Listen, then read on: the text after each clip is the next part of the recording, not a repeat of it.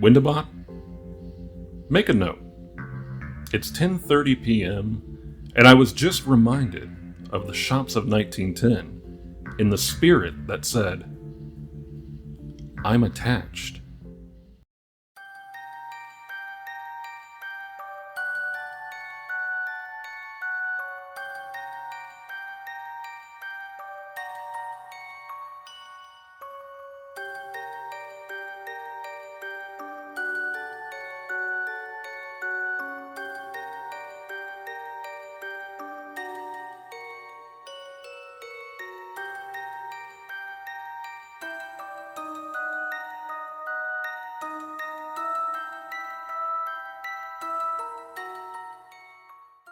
Hey guys, I am Doug with the Wendibros, doing things a little bit differently.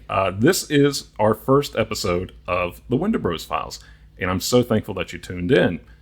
We're going to be talking about a case file that I had land in my lap, literally, in the shops of 1910, which took place on October 11th, 2024. So just a little bit of backstory. I'm a skeptic. I don't typically believe a lot of this. This was one case that, as much as I hate to say it, as much as it pains me to say it, I don't really have a lot of explanation for the things that happened that night that did. It is one of those cases that come in out of nowhere where you're like, huh. And we're going to break it down tonight. We're going to talk a little bit about it. Now look, I know what you're saying. This is just another paranormal show where a guy hears a boo or a and he goes, ah! Whoa. Something big on the right, dude. It's big and it's moving. What the is that? It's a cow. Jesus Christ. It's a cow in the road, dude. Oh my God, watch out. Watch out. It's coming up. Watch out, Billy. It's alright. He won't run into the car. I don't want to do this anymore. Okay. That was a loose cow. We're not those guys. We handle everything with a lot of scrutiny. There's a lot that we have debunked. There is a lot of stuff out there that we haven't talked about really because it really wasn't worth talking about. We love a good story. We love when people believe in that story because we believe that they believe it. This is one of the instances that the gentleman that brought it to my attention really believed what he was saying. In the past, with Michael and John, the other Wendibros, when we were younger and growing up, we were driving all over the Tri-Cities and Tennessee and trying to find anything spooky that we possibly could. There's a lot of lore here, and we'll talk about that in another day. This, fast forward to, oh my gosh, I'm old, 20 years later, I find myself moved away. I'm without the physical bodies of my other Wendibros, even though we've had the Blood Brothers for a while at this point and we were just switching over to the Wendibros. They weren't there physically. This was a case all on my own. The first professional investigation that I've ever done.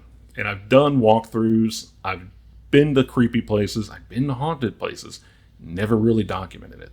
It was always a lot of fun, always a lot of laughs, and it's not to say that we didn't have laughs on this one. This one, though, took a very sinister turn. So, in the past, we had covered cryptids, Bigfoot, Alabama White Thing, we've talked about aliens, we've talked a lot about reincarnation, we've talked a lot about spirituality, demons, creepy stuff, ghosts. I had come into contact with the Green Eyes Festival, and I asked them if I could come out there, do a little bit of shooting, talk to some folks, get an idea of what Green Eyes is. Plot twist, not a cryptid really, more of a ghost, more of a Civil War spirit that you would find wandering around. That's probably for another episode, so I don't want to get distracted. So I show up to the Green Eyes Festival, and if you've ever been in Georgia heat is hot. We're talking like 110 degrees that day. High humidity, I cannot break a sweat to save my life. I genuinely thought I was having heat stroke.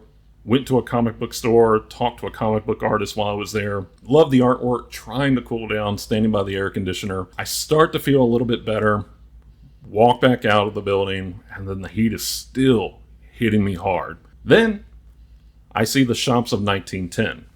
What's the Shops of 1910, you ask? Well, it's an antique store. Kind of a strange name, doesn't really scream antique store, but we went inside to check it out. On the counter there, it said, ask us about our ghost tours. Christy, who helps out a lot with the Wendibros, said, hey, you should go ask them about that. Maybe that would be a good episode for us. We can pay, get in, and come check it out. So I go and talk to a gentleman named James.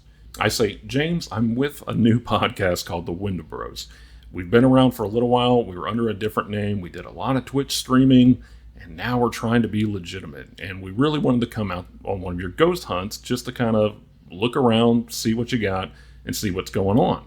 So James's eyes light up, and he looks ecstatic, and which makes me excited. I'm a very excitable guy. He says, just do me a favor, document some things, look for stuff, prove it, and you don't have to pay a thing. Just show up that night. We'll keep the group away from you. That way you guys can kind of come in, investigate, look around. He's running around. He's telling his mother-in-law. He's telling his wife. He's calling his son. Hey, we got these podcast guys in there. They're named the Wendibros. They want to come check us out. We were fledgling. We were tiny. We're still tiny. We hope that we're not going to be tiny for much longer. I hope this works. I hope it works. And so I tell him, look, I'm really hot. I kind of want to walk around the store, cool off. And he hands me a bottle of water. Super nice guy. Great news. I'm getting hydrated. I'm in a nice, cool spot. And it's a huge antique store.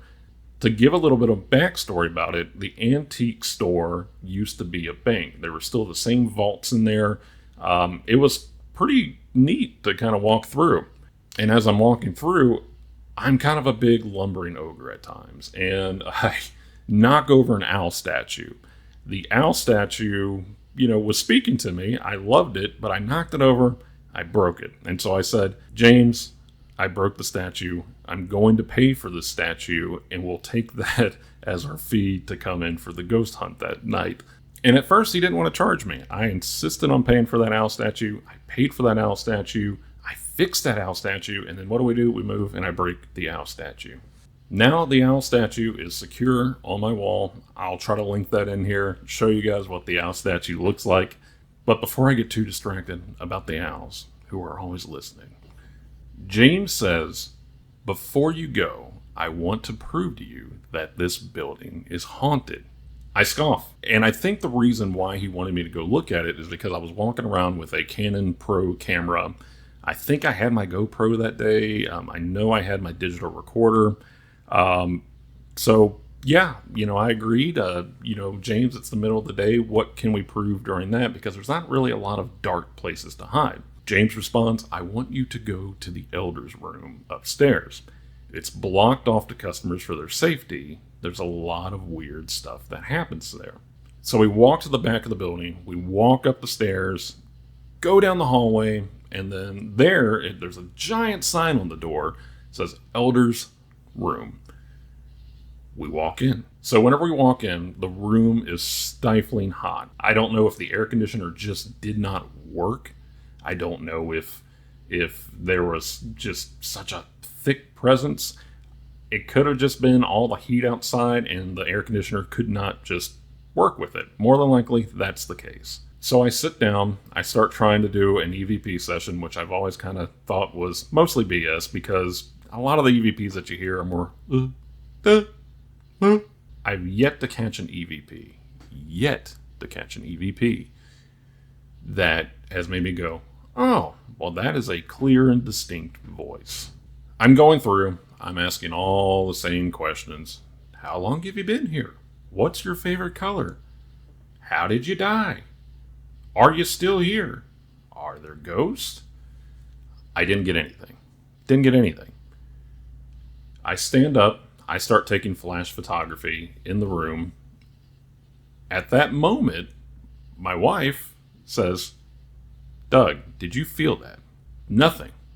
I didn't feel anything. She looks at me and she says, your hair did this. We did not catch any footage for it. Why? Why didn't we? I start tearing the room apart. I'm trying to find where that breeze is coming from. I'm trying to figure it out.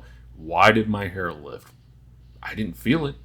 Did it really happen? Was she kidding? Was she joking? I don't know. Mind you, I put everything back that I tore out there. I did not find a breeze in that room. The windows were sealed shut. There was no air coming in there. Believe me, there was no air coming through there.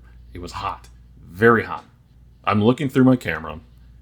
I noticed an orb with a halo, and I always go straight to dust. But it was a different orb. Like, it almost had like a nucleus in it with a halo around it. In saying this to you guys, I feel like saying, turn this off. I feel like such a dummy.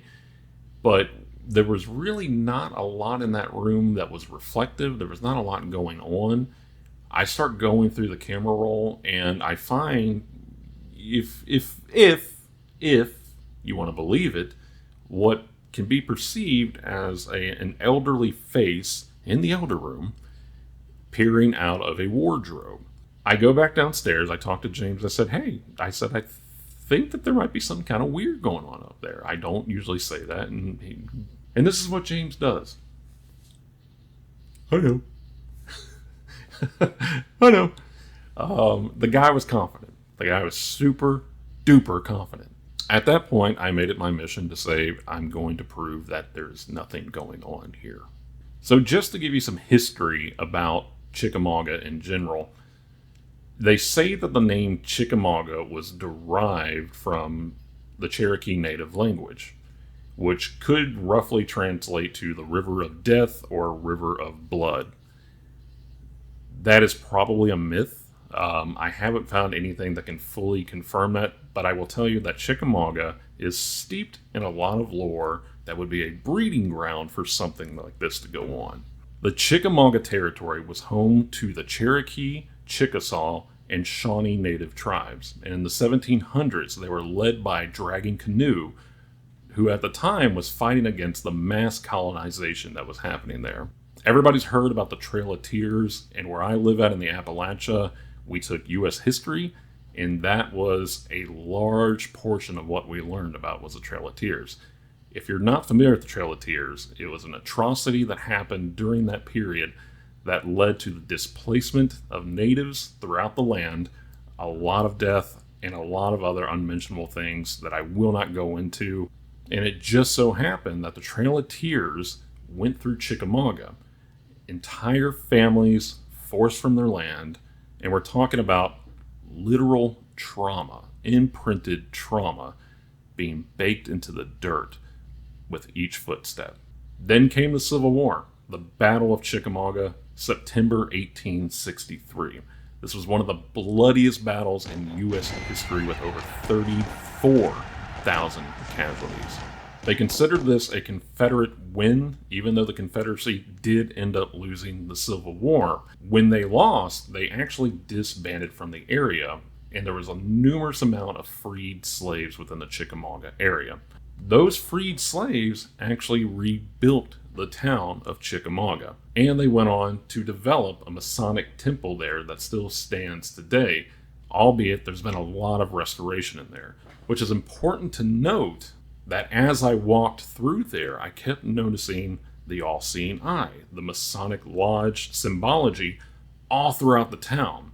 And whenever I went to actually study this and see what was going on with all the Masonic imagery, it made sense that this happened. The Chickamauga Masonic Temple was one of the first Black-owned Masonic temples in the U.S. with predominantly Black members. And so, even though it's an ugly history, and through a lot of gentrification, a lot of what they had built that town in was eventually purged out. There's still a lot of remnants in history and lore that go with that, and you can't help but to think that displacement of native tribes, the bloodiest battle in U.S. history, former slaves coming in to build the town, only to eventually gentrification being moved out of that too. There's a lot of negative energy that can easily build up in that.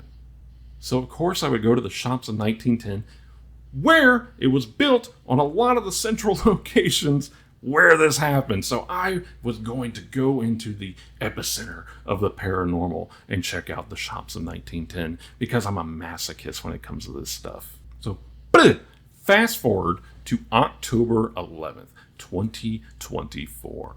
I arrived skeptical. I always arrive skeptical. Anybody that tells me, hey, how do you get into this? How do I find ghosts? How do I find the paranormal? How do I find Bigfoot? The first thing I tell them is don't believe it. Don't believe it, because you're going to go in there and you're going to find nothing and you're going to be disappointed. I went in there. I didn't believe it. And I wasn't disappointed by the end of it. In fact, it made a great story.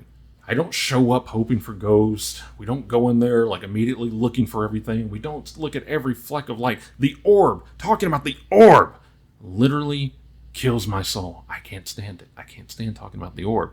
But it's the only orb I've ever caught where I was like, huh. So we get in there, we start unloading our equipment. Nothing crazy. We just bring in a GoPro, bring in camera. We're doing a Twitch live stream, which ended up just being a disaster. Trying to just, shoot it live. We got a little bit of a crowd in there that night to watch. Whip out the handy dandy EMF detector. Oh yeah, it's just so great. It's so great. Yeah. The microphone is not good. Mind you that during this, there were a group of outside folks that were walking through, and they had their own EMF detectors. They were walking around with, the tourist guide stuff. Every now and then we would cross paths, even though that they were kind of told to, hey, stay away from these guys. They're kind of filming an episode. They're trying to get some footage, and we're not those kind of guys. Come talk to us. We'll trade notes. They're walking around with their EMF detectors. Oh, I caught this. I caught that. Look, my EMF detector's spiking. What do? I go straight to the outlets. I go straight to the wiring. I go straight to the battery-operated antiques. The EMF spikes are unreal in this place. Why? Well, it's old circuitry. There's a lot of Wi-Fi towers in there to help power the building. It's a very big building. I felt like a jerk because I was showing folks, put it next to an outlet. Put it next to this Wi-Fi tower. Put it next to an internet router. Put it next to the cash register. Put it next to anything. Put it next to your phone, because that is 9 times out of 10 while your EMF detector is going off is your phone. Do it right now. Do it. Do it. And so I knew I was sucking the fun out of it for him, so I dispersed away from the group a little bit.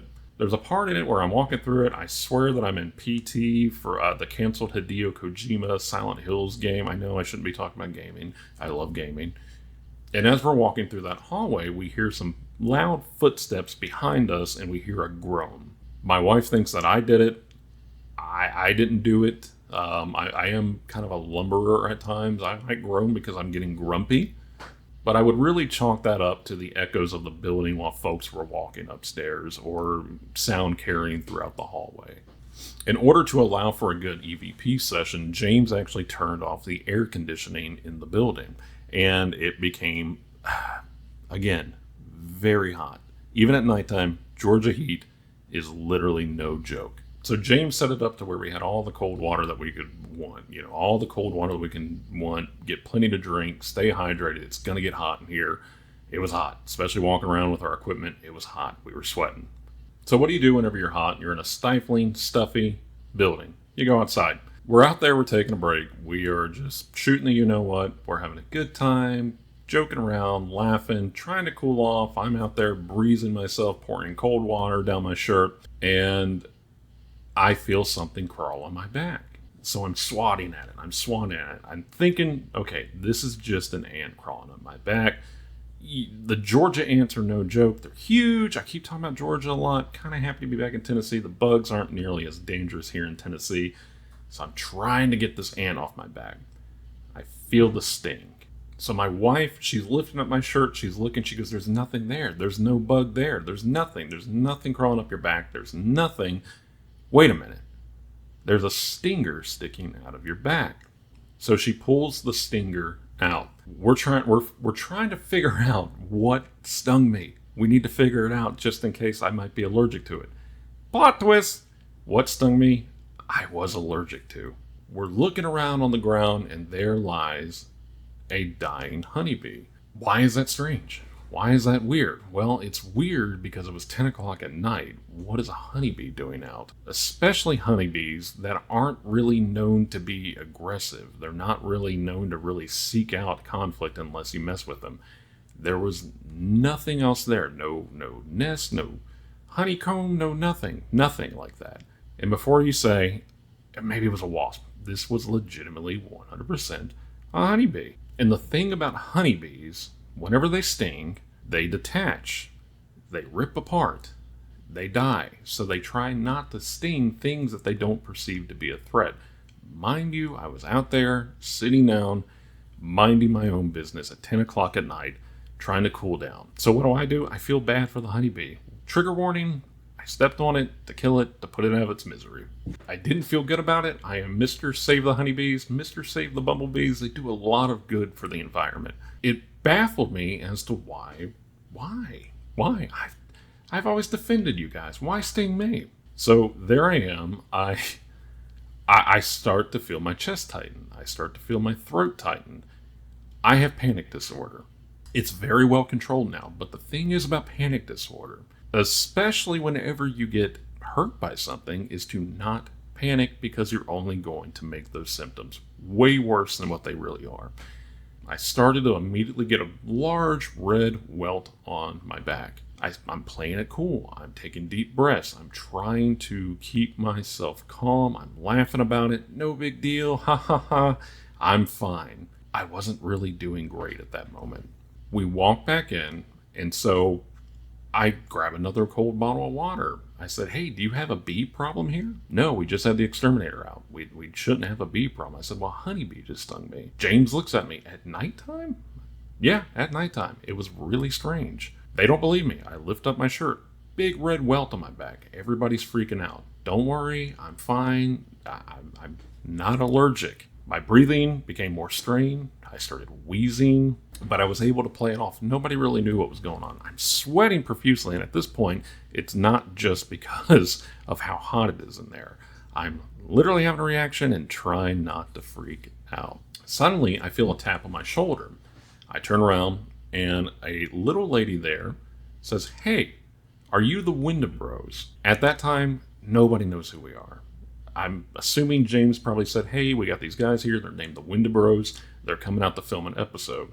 She says, I have something I want to show you on my Spirit Box. Okay, great. She's using the Spirit Box app, and she shows it to me.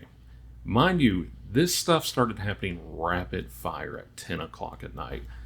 We had nothing leading up to then. After 2 hours, she shows me the Spirit Box. Again, little Spirit Box app, very gimmicky.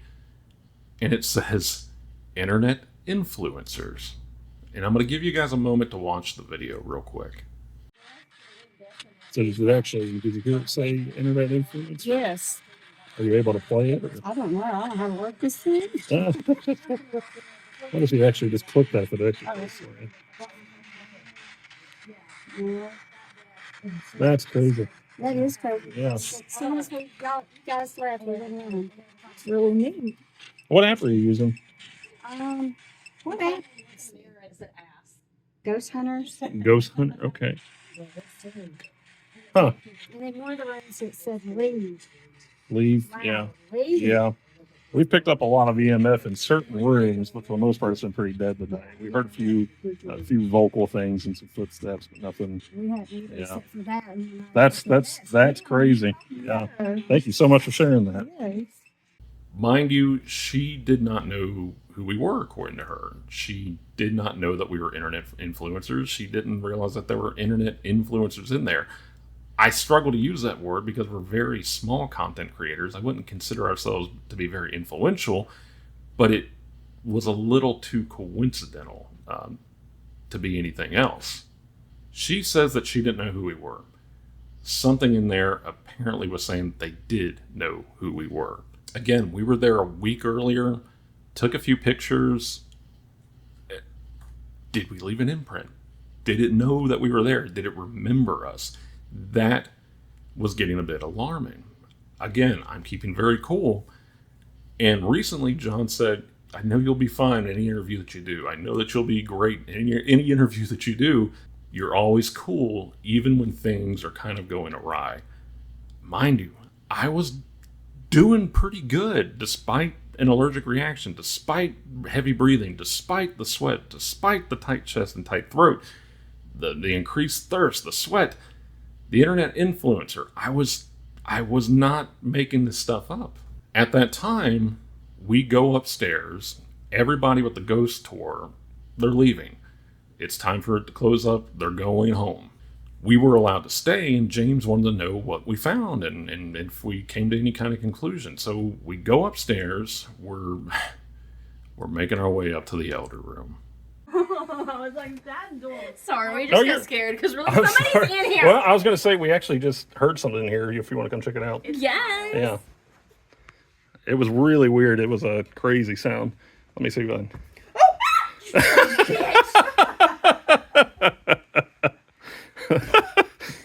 Megan? That was so worth it. It was so worth it. Actually, we ran into them whenever we walked in. God. So. Nice. I liked it. But Julian, come here. Julian's been triggered so far. It's fine. Just a little bit. Storage. Yeah. On our way up there, and I hope that the footage isn't lost, but most of that footage got corrupted. I know most people are going to say, oh, well, I had footage, but it got corrupted. It really did. We're not people who lie. We don't lie. We're going past a bunch of antique baby dolls. Cribs, dolls, baby blankets. My EMF detector goes nuts. I walk up to it. Okay, probably still has the batteries in it. I'm walking around with it. I'm doing circles with it, taking it away from the dolls, taking it away from the baby blankets, taking it away from the cribs. And I just got goosebumps. I just got goosebumps talking about this. And it's just, till this day, and maybe that's why I need to talk about it, this still bugs me. This is the case that we did not release. We've never talked about it before. Let that sink in. We've never talked about it before because it's still bugs me, and I didn't realize how much it bugged me until I talked to you guys about it.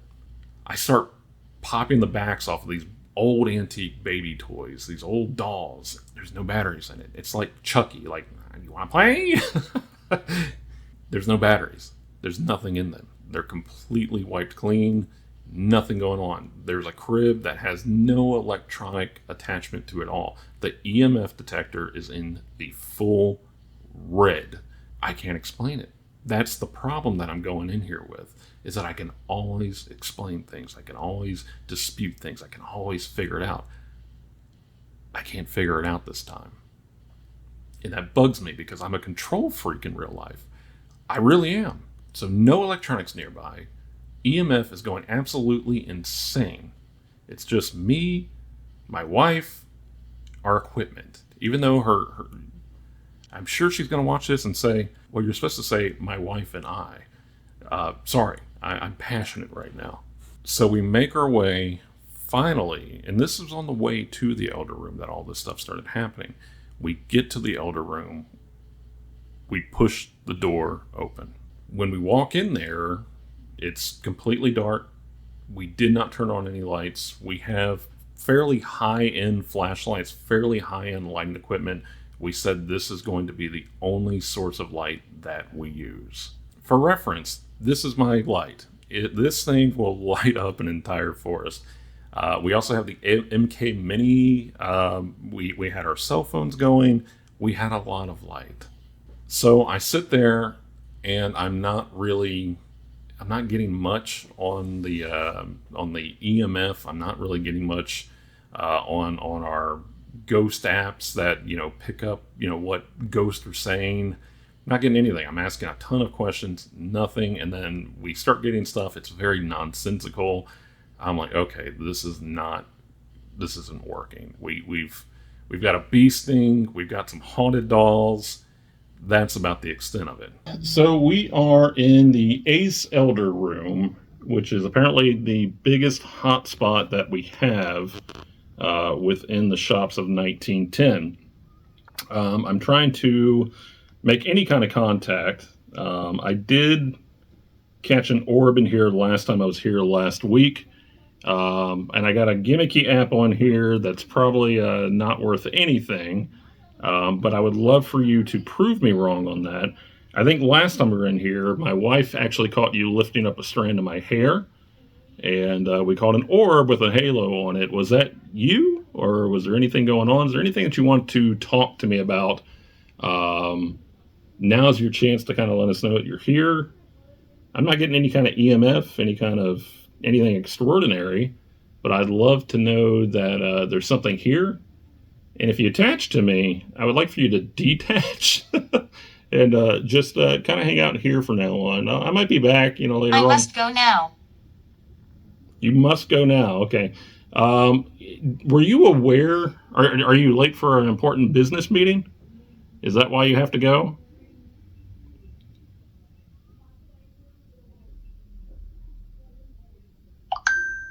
So after it said that, the EMF started spiking like crazy. It could be where it's near my phone, but I usually don't pick up any kind of EMF on my phone, and it just went back down. Are you busy right now? I mean, is there? I know. So a lady picked up that you were under 17. You must go 17. 17 what?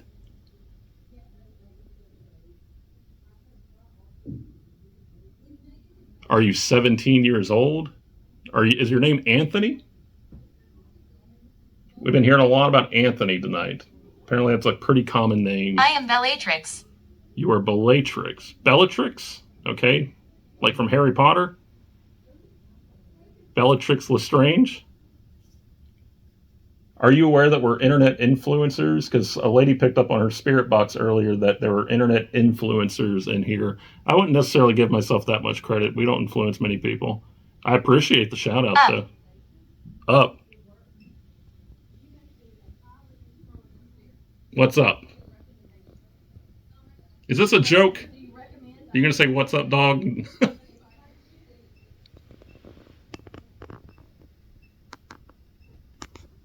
So you must go up? Is that what you're going? Up? Is there 17 up there? Hi.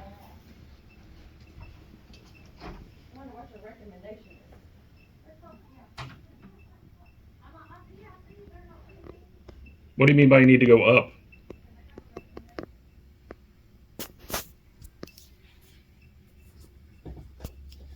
I think you left. The EMF isn't going off.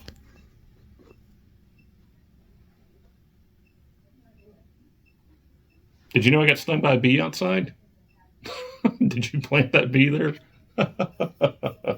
You're picking on me here lately. You lifted my hair last time. Nothing else?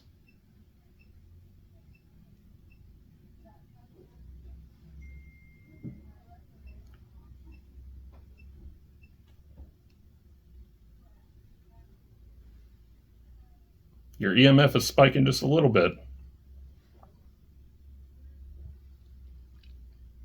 Compassion. Compassion. I don't think you have much compassion for me at all. All right.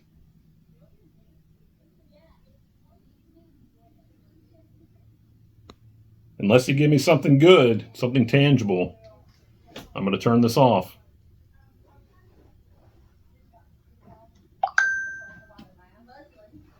You're spiking back up again. You must want to talk.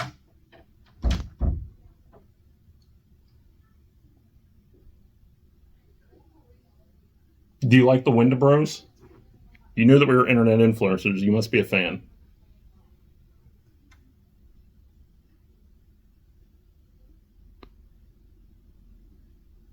All right. I'm going to count to 5 with spaces between 1 through 5 to give you a chance to capture my attention. 1, 2, 3, 4, 5. Okay.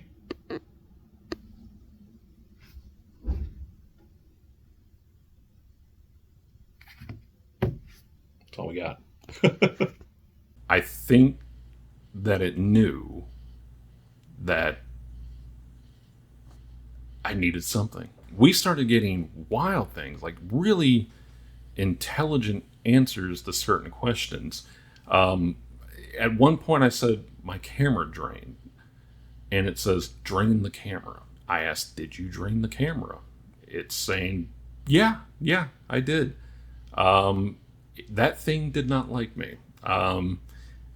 At one point, and again, the goosebumps are coming, I had talked about, attachments downstairs. Like, oh man, I hope nothing gets attached to me. It says I'm attached. I'm struggling to breathe. I told my wife that outside the building. I'm struggling to breathe. And it says, can't breathe. It starts getting very intelligent. And in those... And every time it gives a response, the EMF goes skyrocketing. Every time we heard a voice, the EMF went all the way to the red. That's never happened. Never. We unplugged everything in that room. Other than our phones, we purposely kept the phones away from the EMF detector. We kept anything that could away from it. My GoPro, my flashlights, everything that we brought got immediately drained. Did you guys just see that orb that came through on the camera? Don't worry, it was a moth. In telling the story, every hair on my body was standing. It is standing up. And in that night, on my left side, all the hair kept standing up. And I'm going to show you the abbreviated version of whenever this entity, if that's what you want to call it, said that I'm attached. Take what you will from this. But I think that was probably more, I wasn't expecting that answer. So that may have just creeped me out a little bit. I'm attached.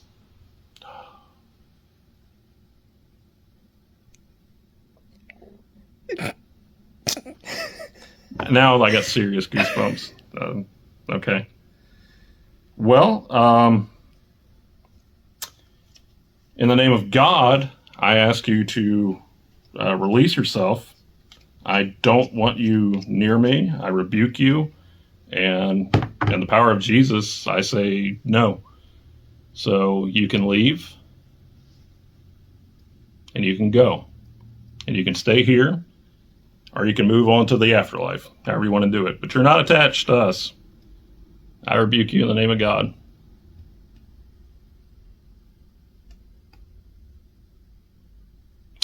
And may Jesus bless this room.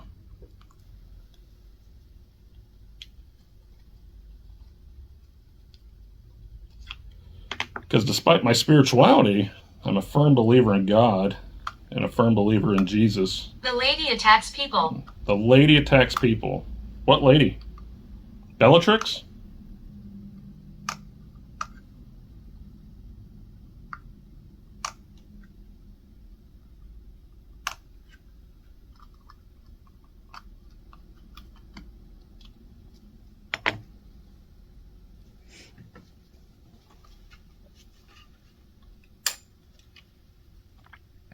So if you are,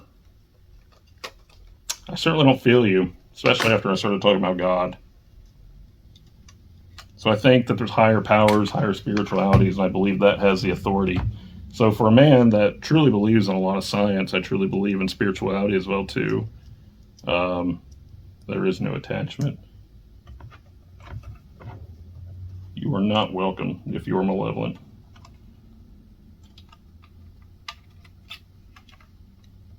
What lady? What's her name?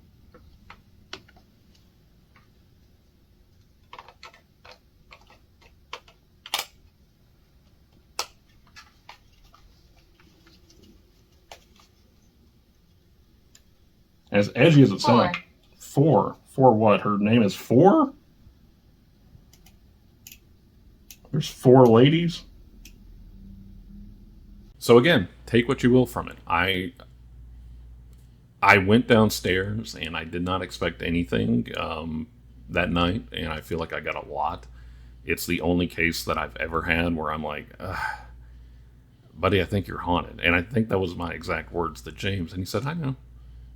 The guy was overly confident. I will say, though, that after I said, and may Jesus bless this room, all the lights went out. But we did not really feel anything other than just the adrenaline rush, just the fear of everything. I don't know. So, for 3 days after, it took me a while to type up the dossier on it. I didn't really want to think about it. It sat with me, and I didn't like it because I felt very vulnerable. I felt like it knew things about me that I did not say, I did not talk about. It shouldn't have known. This thing knew. I was dealing with the ramifications after that. And it's not to be dramatic. We're not dramatic. We're not dramatic at all. Here I was still dealing with a bee sting. I had to go home and take Benadryl.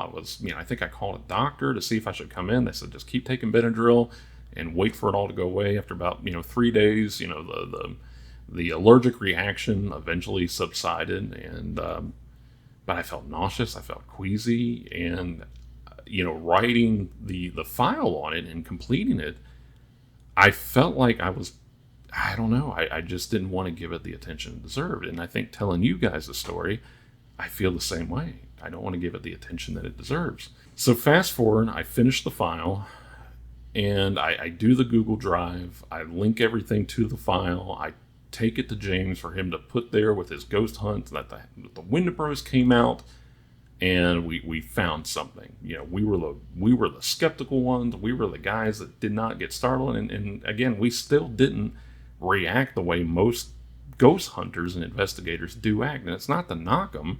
They get in their heads about a lot of things, and they don't try to rationalize a lot of it. They just take everything and run with it. This was to me, I was in a weird way proud that I think I got something compelling. I don't think I proved afterlife. I don't think I proved anything. Maybe a mass amount of imprinted energy, maybe Masonic hauntings, maybe I found the friggin' Illuminati portal. I don't know. But whenever I dropped that file off, James seemed not happy. And I said, is there something wrong? And he said, well, ever since you guys came, the activity stopped. And I don't say that as a brag. I'm a very humble guy. But if you look at my demeanor at whenever I was talking to when the room went dark, and mind you, the video that you saw was unfiltered, unedited. I have not altered that video in any way. I can send it to anybody. I have not altered that video. I promise you I haven't. That my entire demeanor changed too, and I felt an overcoming surge of energy through me to get rid of whatever was in there. And I went to the only thing that I really knew, which was, I'm spiritual. I believe in God. I don't align to any affiliated Christianity, and I don't really partake in organized religion. I even practice a lot of Buddhist beliefs. If you've listened to our show, you'll hear me talk about that. But it really boiled down to, I have to use a force of good to get this thing away from me, get it out of here. It was wrong. It was a wrong feeling. And so when James told me that, I said, oh my gosh, I think I got rid of it. And in a way I felt good about it. I didn't feel good that his ghost tours weren't really picking up. In fact, the ghost tours kind of fell off. It almost felt like they were clutching at straws, which is what I find a lot in the paranormal world, is a lot of folks clutching at straws, things that aren't really there, things that aren't real, which is an oxymoron. Posting a lot of videos that were, stick figure men that were being picked up, which typically if you take a stick figure app and you try to shine it anything, a ceiling fan will pick up a humanoid. Trust me, those things don't work. They're very gimmicky. They're glitchy. They pick up everything. Trust me on that. The ghost tour stopped, and then this year, the shop actually ended up closing down. And I really, truly believe it's because a lot of the stuff that was going on really sort of stopped. It's not a pat on the back. It's not I feel good about it. Honestly, I feel kind of sad about it. And in many ways, I'd like to go back in just to kind of confirm for myself, because it still, to this day, bugs me a little bit. To add a more nefarious aspect of the story is that whenever the video that you guys watched, again, completely unedited, I immediately sent it to John and Michael of the Wendibros to look at it, examine it, and they said, I think that you may have truly gotten something here. Mikey, who is about as skeptical as I am, doesn't really subscribe to a lot of it, doesn't really assign to anything. He said that he played the video and the lights in his house, after I sent it to him on the same night, started flickering, that the power started draining. He recorded a video of his lights draining and sent it to me. Do it again. Show me. His father, who was under hospice care, and again, trigger warning, woke up from a state, and Michael said, I don't really feel good that you sent me that video. So what I'm going to say with this is, if you don't believe me, that's fine. I don't think I believe me either. I don't really want to believe me. And it goes against everything I stand for in this realm of things. I am a very analytical guy. I am very practical. I tend to stay calm in the face of danger. I panic afterwards, but I'm calm during that time. If you don't believe me, that's fine. Honestly, good on you. I'm glad, because I don't want that. I don't want it having any more energy than it needs. And I know this took a very serious turn. I didn't mean for it to. I think I get pretty passionate whenever I tell this story. And I had a script in front of me and I started going off script. But that's kind of the way it went, is that whenever we were doing this, we did it as fun. We did it to be funny. We were joking around. We were having a good time. We were literally the Wendibros being bros. And then that's whenever we said, well, hey, let's see what we can really do with this thing. Let's see if we can make this thing happen. Since then, we've had folks come to us that said, you make us feel comfortable. You make us feel heard. You make us feel safe. I love that. That truly warms my heart, truly. And we want to be your cool bros that come in there, and we will literally bust those ghosts. Like, we don't care. We'll fight a ghost. But that was the turning point for us, I believe. And if you listen to this whole story, I hope that you enjoyed it. And I hope that you take some things away from it. And I hope that if you aren't a believer, that it was still a good story for you. In many ways, like I said, I don't really want to believe it either. What I do know is that it felt like there was something there, and it wanted us to know that it was there. So I'm Doug. That's my story for the Shops of 1910, for the Wendibros Files. We're not here to tell you what to believe. We just share what we experience. This is the Wendibros. I hope that you stay weird. I hope that you stay grounded. I hope that you meditate. Find that center. And we'll see you in the shadows on the Wendibros. Wow.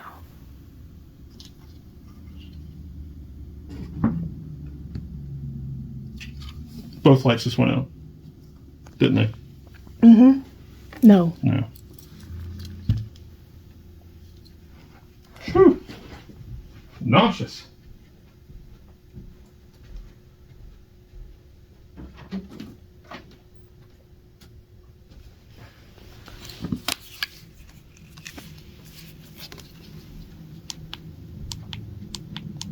The battery might have just died on it. Could have. It's just not coming on at all. Well, you know what? Hold on. Well, no, I think I saw it on this one. Because the battery was actually, yeah, because it was, whenever I had it up, the red light started flashing earlier. Okay, well, that's what that is. Just scared me. Good grief. Spooked ourselves. And then, yes, I did. That's Relative. Oh, it's all relative. Okay. All right. Well, I hope that you find the Lord, move on in peace. I rebuke everything in here in the name of Jesus. God bless you. And I believe we're done for the night.